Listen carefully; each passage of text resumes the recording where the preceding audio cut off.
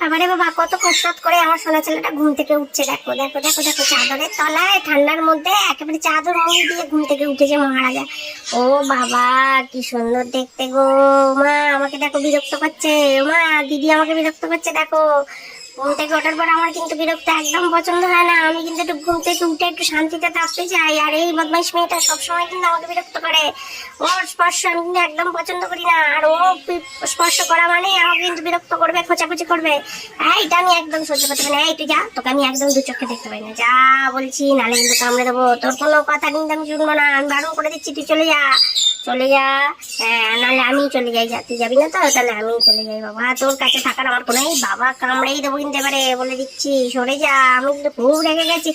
এই জন্যই তো তোকে আমি দেখতে পাই না। ঘুম থেকে ওঠার পর আমার পেছনে একদম লাগলে আমার খুব মাথা গরম হয়ে যায়। ও মা দেখো, বারণ করো মা, বারণ করো মা।